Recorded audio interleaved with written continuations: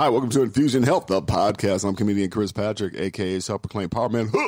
And I'm here with my co-host, and never the Rach. Hey, guys. Now, once again, we have Reverend Lyle. Now, Reverend Lyle's, we've talked about different religions. Mm-hmm. We've talked about different, and last time, what were we talking about last time? Guilt and shame. Fun topic. Guilt and shame. Yes. Well, it's always interesting when we have Reverend Lyle here, Rach, because when we have Reverend Lyle on, it's like we start talking, and all of a sudden you look down at the clock, it's like 35 minutes. Oh, we're 43 minutes. Maybe we shut it down. Right, yeah. Well, we keep going.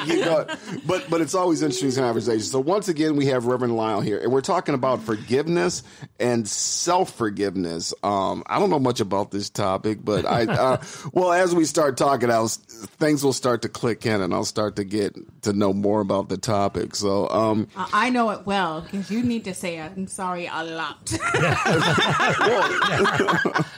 Oh, okay, yeah. But he recorded me once.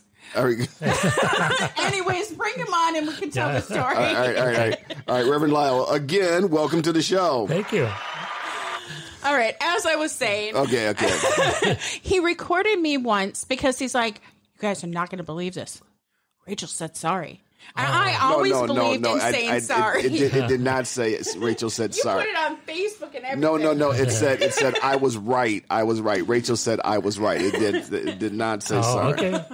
And and to the listeners out there, since I recorded that, I haven't been right since.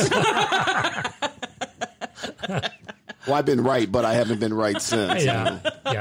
I've been man right, if there's such a thing. Happy wife, happy life. Yeah, exactly.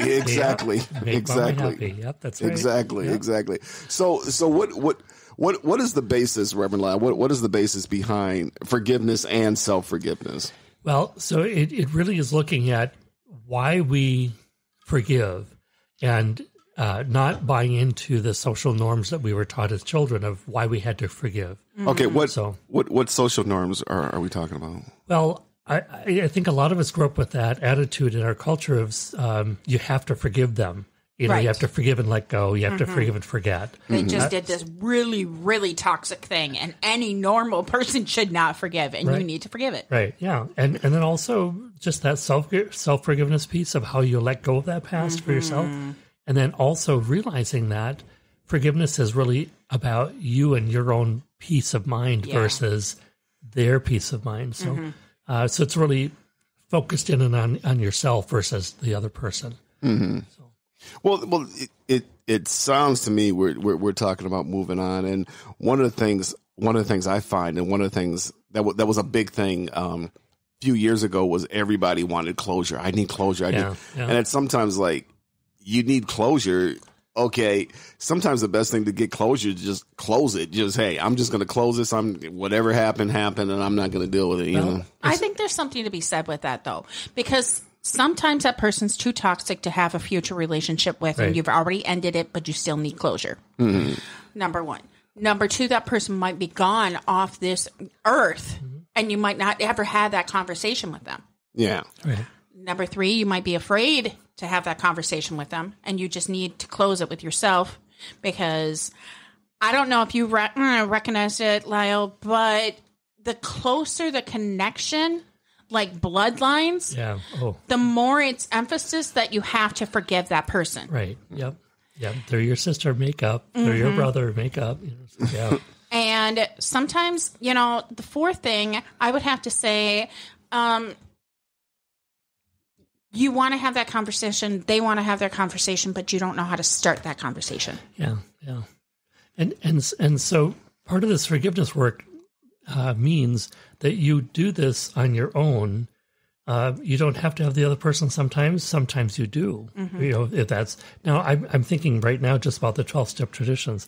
Yeah. Sometimes when you make those amends, you can't go to the other person because it might have some sort of harm to it or offend them. So you do your own work with that and then let it go.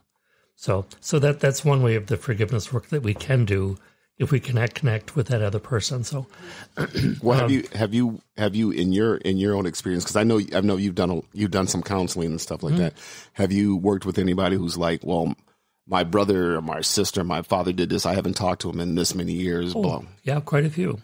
So when somebody comes to you with that, what exactly do you say to them? I mean, when this person just you can talk to this person, I can't forget. What do you do to them? What do you say? Hey, listen, Well, as a chaplain, I just accept where they're coming from, and I try to offer empathy in the place that they're at. Mm-hmm. So I don't want to try to correct them or say, well, you have to do this, you have to do that. Yeah. So I try to get to the bottom, and I try to empathize, and just say, gee, if they were to die, you wouldn't have that person to ever, like you would say, Rach, I wouldn't have that person ever to say that to. So how can you wrap this up for the best interest of yourself and the other person? Mm-hmm. I actually had a friend of mine who died of cancer, and I was kind of his family chaplain, and he was alienated from his parents. And so I said, would you be willing to have your parents? He was like, well, no. Right. And I said, but how would it feel to be able to wrap up and have some of that conversation and just know your parents did what they knew to do without that judgment of it being good or bad? Mm-hmm.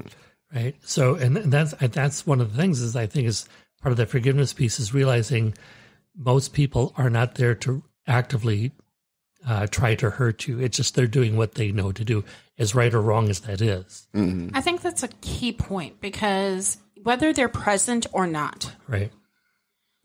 Sometimes when they're present, they're harder because it's like, well, I've forgiven that person like 1,000,000 times. Right. I'm still angry at them. I'm so tired of asking them for apologies, and they keep doing toxic things to me. Yeah. And the thing is that the forgiveness isn't for them because it's just a word sometimes to them. Right. Sometimes it's genuine. I'm not saying it's not, guys. Don't come at me with the heat. But sometimes it's absolutely just, I'm sorry, dude. Let's move on.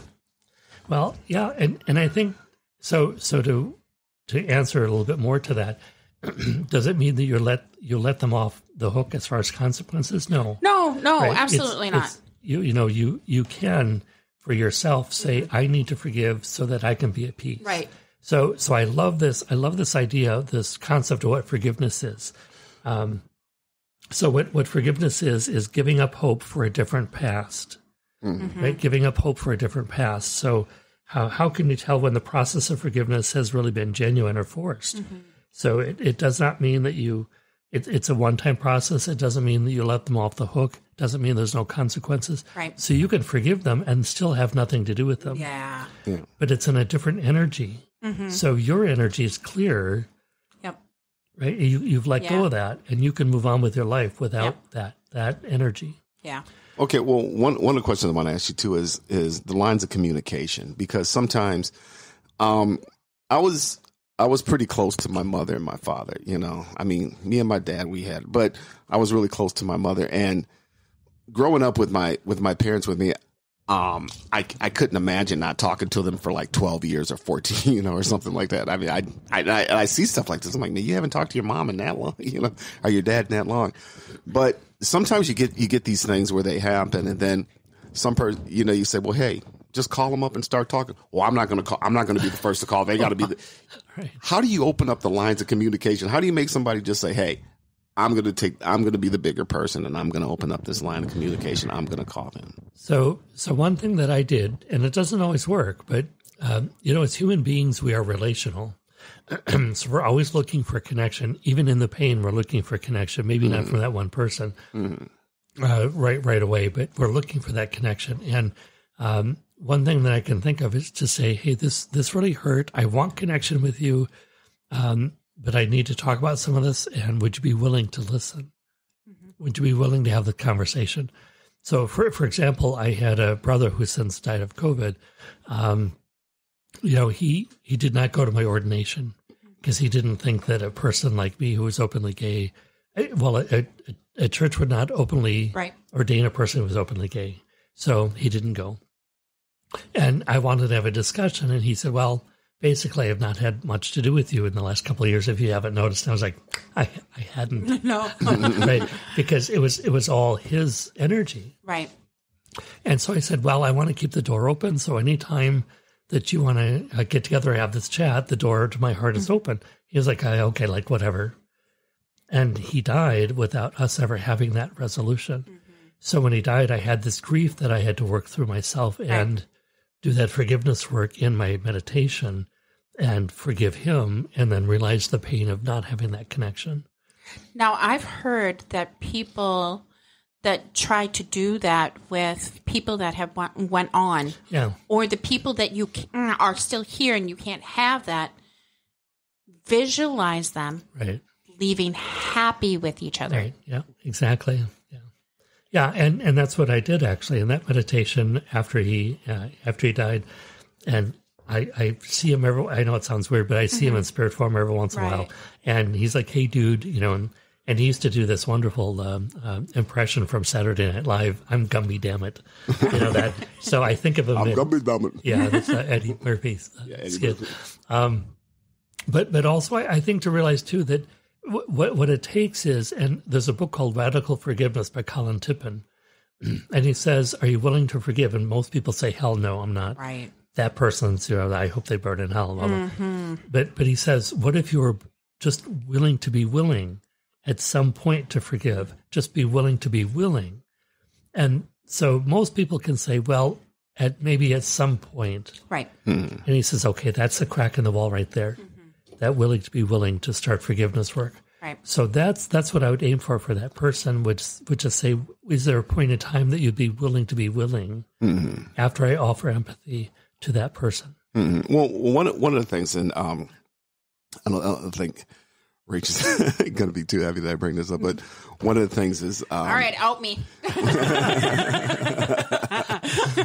Okay. We'll work on your forgiveness afterwards. How me and Rachel met were actually through her ex-husband, and her ex-husband, let's just say he wasn't very motivated as far as being taking care of getting a job, taking care of his family, stuff like that. He wasn't very motivated, but me and him are still friends, and it gets to the point to where it's like, well, I was hanging out with him, and she's like, you're hanging out with him, and it got to the point, and then he's like, well, I don't know what the problem is. It's been this many years, and then when I looked back and I looked at it, I went, those scars are really, really deep. Yeah. And it's just like, and I'm not saying Rachel's doing anything wrong or anything like that. I'm saying that those scars are really, really deep. And I mean, they're so deep to where, sometimes like I can't even mention his name. It's like, well, I was hanging out with him, and it's like, and I just went, man, and I'm like, what did he do? Because those scars are just deep, deep, deep. And I was like, well, she's like, I don't want to talk to him. I don't want to. And it's like, and then I understand that, like, hey, I just want to distance myself from him. I don't need that. I'm glad he's out of my life, blah, blah, blah. But I'm just like, what do you do when the question I'm trying to say is, what do you do when the scars are really, really deep like that? Well, one thing I think, again, first, offer empathy. I mean, connect with them as a fellow human being who can recognize and has been in pain before, and connect with them at that level, and try not to theologize or to offer examples or answers, maybe just to sit with them in that and say, I really empathize. I've been in pain myself, and I know my situation is different, but I can relate. I've been hurt myself. And understand maybe the actions themselves might not to you have seemed to be that deep, but they're not based on what the action is. It's based on how they were received and their impact on the other person that's been wounded. Yeah, and that's what I've noticed. I'm like, man, well, just to touch base with that, deep scars, I did come to a point where, and our relationship is so much different than so many other people's. Like a lot of people I'm still alive. A lot of people do not come from a start of a relationship that we did. Yeah. And a continuing relation of you having with him. Yeah. Right. And I'm locked up in that first marriage. And I finally said, okay, if I want to be with Chris, because we almost broke up over it. Oh, wow. Okay. It was Yeah. deep. That's It deep. was really Yeah. deep. Me and Chris almost broke up because of it. Okay. And we had to come to a negotiation of how he was going to go forward in that relationship with him. And I needed to come to a closure of what he had done to me in that relationship so I can appreciate the relationship I have now. Right. And that was probably about 3 years ago. And I'm starting to come to that point. And just to touch base to what you said earlier, I don't have to appreciate anything that he does now because he's not a good dad. Right. It's great that he's a good father. And I try to come to the kids with absolute truth because he's a liar. He is a liar.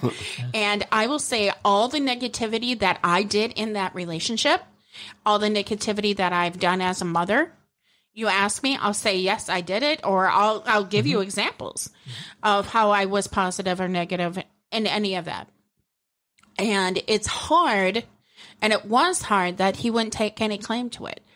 And you have to forgive yourself for that because in the true truth of somebody, you know when you've gotten that close, 16 years, what that personality is and what they can and cannot do to help you with moving on. And I finally came to a place where I did tell the kids, and I said, I'm sorry he's a bad dad to you. I'm really sorry he's a bad dad. It's not an excuse, but he didn't have a great father, and he died earlier. Yeah. And it's just not his energy to know how to be the kind of father that you need to have. Yeah. And I said, whether you tell him how you feel about him or never do, you have to have that closure agreement with yourself. Hey guys, we'll be right back. Sit tight. Hi, I'm Alex, the host of X Health Show, Meet the Future of Healthcare. Think X-Men, that's X Health. Actual superheroes behind programming living cells to cure cancer once and for all. Tech that detects preterm delivery in seconds, brain-computer interface, or apps that employ AI to match you, your disease, with the best treatment. X Health Show brings to you visionaries who push the boundaries of healthcare from Switzerland, the heart of Europe and the most innovative country in the world. Let me introduce you to their startups. Head to X Health Show, Meet the Future of Healthcare. Happy to greet you there. Yeah. And I appreciate hearing that because that's exactly the depth. So I would never want to go in and say, you should do this, you should do that, or anything of that nature. It's simply sitting with that and empathizing and being in that. Right. Well, like we're talking about, forgive yourself first, but how do you fix those deep scars? Well, part of that is that what I said earlier with the definition is giving up the hope for a different past. Yeah. Right. You wish it had not happened, right? Yeah, absolutely. I wanted a different future. Right. Yeah. But to let go of the expectation of a different past, Right. and accepting that, as painful as that is, and not making excuses, not saying it's okay, I've forgiven, let go. All of that BS stuff, right? You sit in the pain of that. But also that forgiveness is for you. So do you want to keep carrying that with? Right. So letting that sense of what you wanted as a past, being at peace with not having that, helps you move on. Absolutely. Right. So. And another thing that I realized when I almost broke up with Chris was this will carry on to a different relationship. Right. Yeah. The scars of Chris's and Miguel's relationship with each other, my relationship with Miguel. Yes, I did. Okay. If he has a problem, he can come on. I'd love to have him here. Bring him to the table. Uh-oh. Here we go. We'll call Reverend Lyle. He can sit on the other end. Rachel, calm down. We'll call Reverend Lyle the referee. Yeah. It's like, and break. Okay. But yes, I mean, I realized that if I end this relationship with Chris, I've still got those scars. Yeah, exactly. Yeah. And I even though I did a healing at that moment, it will take time. I cannot heal completely, Right. 100% Well, from that moment. so our memories are contained in our body cells, right? So as a former massage therapist, when I would do massage work, people's emotions, the positive, well, as we label the positive and not so positive, come out, right? So our memories are stored in our cells in our body. And so it will take time for all of that to work through your energy, Yeah. right? So also with I want to get to self-forgiveness here for a moment too, because you'd mentioned that earlier. So I think many of us can at some point forgive others, and we can do that easier than forgiving ourselves. And that gets back to the guilt and shame that we talked about last time. So actually, I had a good friend of mine one time, and she and I, we were chatting, and I said something about I can't forgive myself. She goes, "Oh, so you're that much better than I am that you can't you can forgive me but not yourself? Why do you think that you're such an egotistical?" And suddenly I was like going, "What? Wait a minute, stop! Like, what are you talking about?" Reverse psychology. What's going on here? Yeah, and I was like, "Okay, hold time out," because she goes, "So you can forgive me, but you can't forgive yourself. So who made you God?" And it was a wonderful lesson because it really took me, it really took me down a few notches, and I had to really look at that, and I thought, so although I come from a place of never being enough and not being lovable and having to prove myself in that perfectionism, but that can come across as egotistical and perfectionist and better than. And I was like, wow, that is so opposite of what I am aware of. So that really was good for me to learn about that piece of self-forgiveness, and that it's I'm willing to let this go and forgive myself, saying I did not know differently. I don't use the word better because that's a qualifying word, but I did not know differently, but now that I know differently, I can be differently in the world. And sometimes in that healing, you almost need to put yourself in a third person. Yes. And have that conversation with your creator and recognize the creator already forgave you. Right. Yeah. Yeah. He already forgave you. So why aren't you doing it for yourself? Yeah. It's like, we're waiting. Come on. We're waiting. But then it sometimes too is you accepting this person for who they are. You know, it's like, okay, I was with this person wouldn't get a job. This person would finally just went, hey, you know what? I got to just get away from this person. Yeah. This is who he is. He's not going to try and get a job. He's not going to try and do this.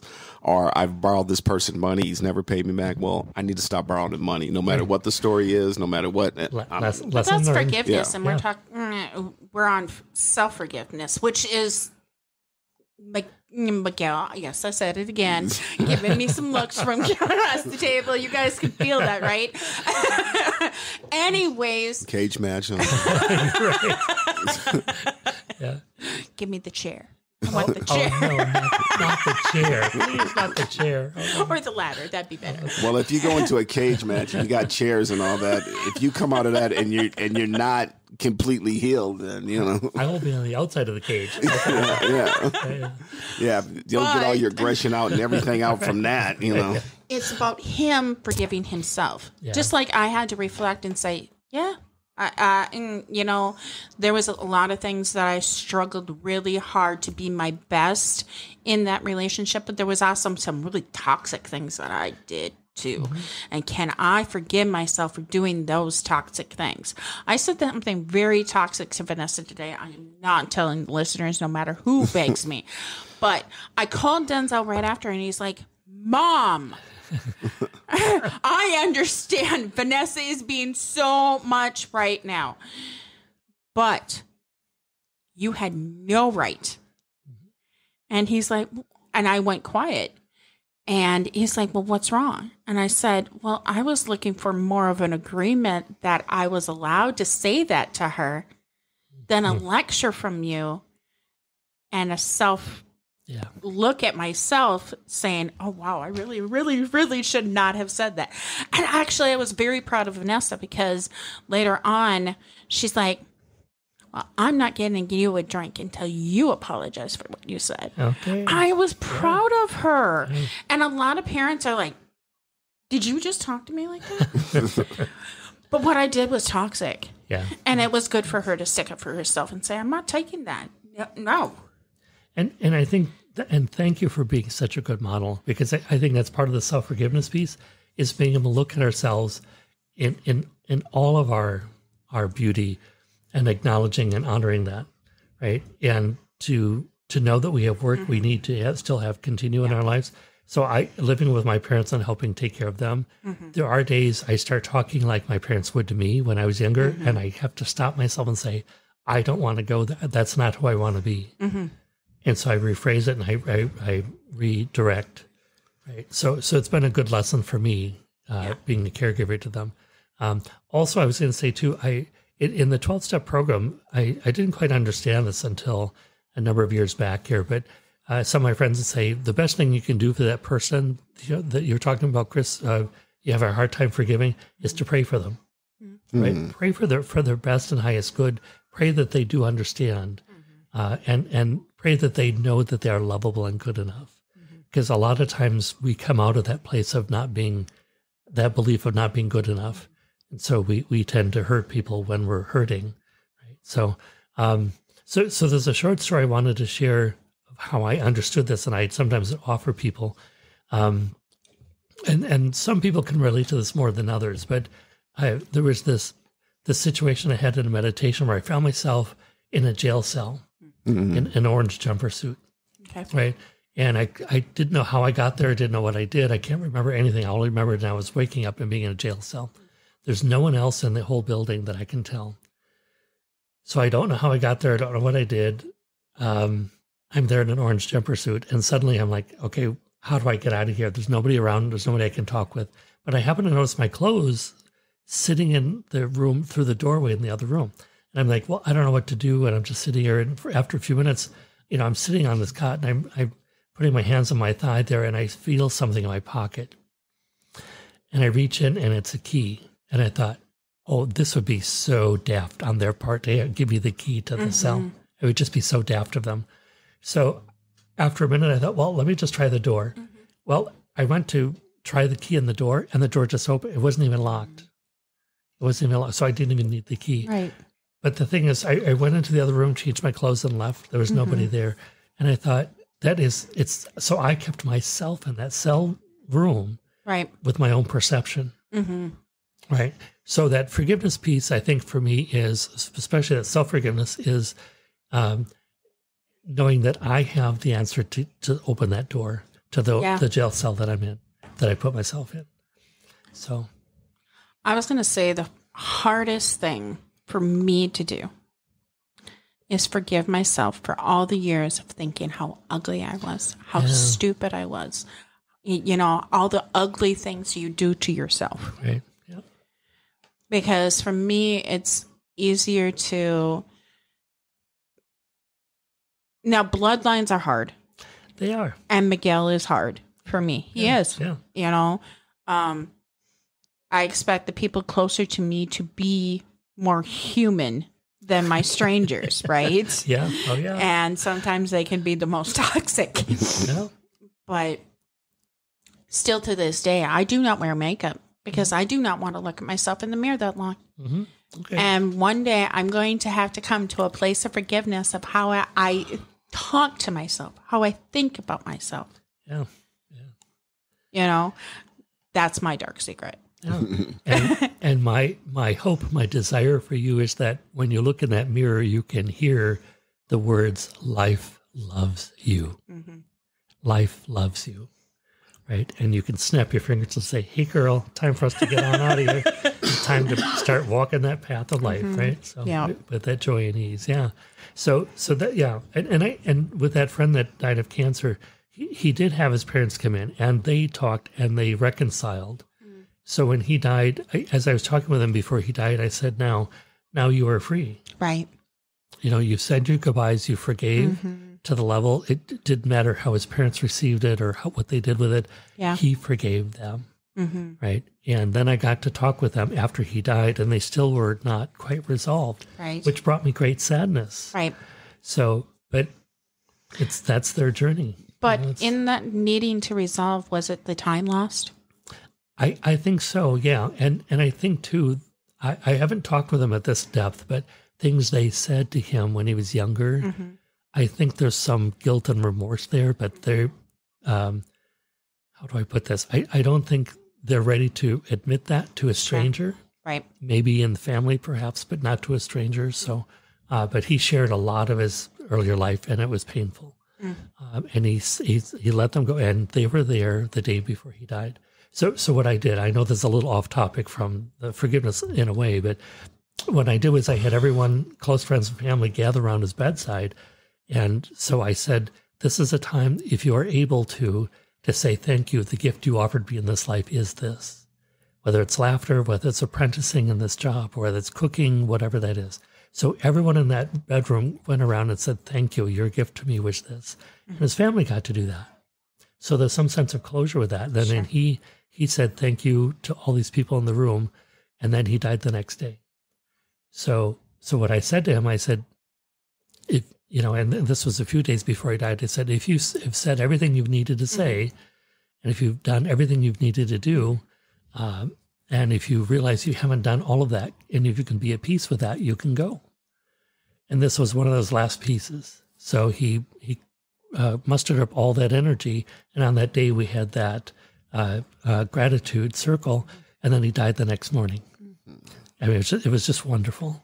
Yeah. So, yeah. So Just to see the energy change in that. Yeah. And I think for him, he was at peace. I think his parents were, and then there's some more residual things coming up after he died. So. I had to say, you know, being on his side, you know, I grew up in a very toxic family, but also being a parent myself, which is very humbling. Those scars that can be left behind. Yeah.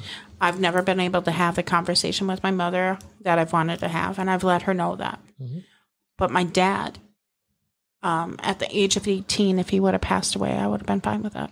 Yeah. I remembered all the toxic things at age 18. And at age 27, I had a conversation with my dad about that because he had diagnosed bipolar. He grew up in an abusive home. He was a military man. You know, if anybody knows history, those things are not easy. They're not an easy home. No. I was the oldest of 3 kids. I was female, so I was the second mother. And now I do not remember the negative of my childhood because I've had that much forgiveness with my father. Yeah. I remember the positive. Yeah. And I've actually had time. And when he says, you know, I don't need anything for my birthday, I don't need anything for Christmas, I was a terrible father. Like, yeah, you were. You were a terrible father. You're an amazing dad now. Yeah. See, that just warms my heart as you share that, because that's the that's the work of forgiveness right there. So yeah, and so I'm really glad you shared that. Well, a little bit more with self-forgiveness is because sometimes, and things like that can happen, that, you know, the person can pass away before you had a chance to talk. And some people sit around beating themselves up going, I didn't get a chance. Okay, well, the person's gone now. Now you gotta learn to just say, hey, accept it. Boom. It went on. You didn't get the closure you wanted, but hey, what can you do about it now? You know? So there's a few ways that you can do that. Like what I did with my brother was I have this ritual I do as I go out and I smudge at the full moon and the new moon. And so I sat there and had a conversation with my brother, and, you know, I don't know for sure, because I've never been the other side, then came back. But my belief or my thinking is that people have a much wider perspective of life and experience of life than they had here in the human body. So when we had this chat, and there was this forgiveness that worked out, and then he ended it with, I'm Gumby, damn it. You know, and I sat there and laughed and I cried because he was my youngest brother, right? So, and just all the times that we had going to White Castle and all these other memories we had. And but some other people too, what I've done is, you know, I've had friends sit in a chair and me talk to them as if they were that person, right? Or I speak to an empty chair and in prayer and meditation and wait to hear that response. So there are ways that you can go about working through that forgiveness that are quite effective for some people. So, and that's the thing too with, like I said, with self-forgiveness or with forgiveness, is sometimes it may be hard to forgive that person, because I think I got an aunt, my aunt, she hasn't talked to her daughter I think she just recently talked to her daughter, but it'd been like 12 years since she had talked to her. And again, it's like, man, You know? But, we're talking about the parent needing to be forgiven. I think sometimes we fail to recognize that children, even young adults, are immature in their brain thinking. Yeah, we're not. Right? And they're not you might look at them and say, well, when I was your age, I did this. Yeah. I'm looking at my daughters. They're 20. Mm-hmm. When I was 20, I was a mother. Mm-hmm. I'm very happy I'm not a grandma. Don't make it. I'm not in a hurry to be a grandma. But I was in a different state of mind because I was forced to be in that state of mind than they are. They have more time to be immature and play around with that and stuff like that. And sometimes they do very toxic things. And I'm like, nope. We're not doing that. Where I forgave you easily when you were 5, a little bit harder with discipline when you were 10. At 15, I was listening to a lot of things that you were spewing. But now at 20, you're an adult. You're the start of an adult, and you need to learn what an adult conversation and relationship is. Yeah. And that can be challenged. I mean, there could be a whole other topic about the child-parent relationship. I know as the eldest child in my family, I forget what age, but I was in my mid-20s. And I remember saying to my mom and dad, I said, how the hell did you do it? Right. Like, you raised 6 children. Yeah. And they were young, and my dad was a barber, and so he was self-employed. And I said, how the hell did you do this? I mean, 6 children, and my dad kind of snickered, and my mom smiled, and she said, well, you just do. Yeah. And I said, but I sat there and was like, I'm just amazed thinking back of how you made this work with 6 children and being self-employed. So there was that respect that I came to in my mid-20s regarding my parents. Yeah. And now that I help take care of them, they're really, really, just really warm times, but there's a strong connection. And with my mother, I love her so much, and I know I'll be at peace when she dies. When she dies, I'll be sad, but I'll be at peace. Right. My dad, I still have some forgiveness work to do. But I find myself sometimes with my dad, as if I'm talking to me when I was younger. And then I stop myself and say, no, that's not who I want to be. Right. So even in that, he's been a good lesson for me. And so then I'll go back and see, I grew up, my dad never apologizing. Right. Never apologizing. There was the times, very much. Men are men. Right, yeah. So letting go of a different past for me was knowing that I'm never going to hear, I'm sorry. Right? He would always make nice. Right. And I've learned that that's his way of saying, I'm sorry, right? So I accept that. And it's, ideally I would like to have something else happen, but it's not going to happen. But I get to learn from that and say, I know I want to show up differently. Yeah. Right? And so when he does die, I want to be able to say I'm at peace with that. Right. And I can really honor him. Yeah. Yeah. So. That comes with the closure thing. And sometimes getting that closure, you got to just get that closure with yourself. Like, hey, this is what it is. This chapter is closed, another one opens. But this is, like I said, we ran over. We keep talking. Oh, gosh, we keep talking. Next thing you know, it's like, whoa, this is over. So should I stay for supper? Well, I'll let Rach close us out. And if you want to get in touch with Reverend Lyle, all that will be in the show notes. And I'll let Rach close us out. All right, Reverend Lyle, thank you for joining us once again. Looking forward to a future conversation again. You guys, guilt, shame, forgiveness, self-forgiveness. You have to do what's right. And even if it's choosing to be the higher person and having that silent moment and forgiving that person for all the toxic things, whether they're here or not, whether you choose to have a relationship with them going forward from that forgiveness or not. Have a great one. Take it easy.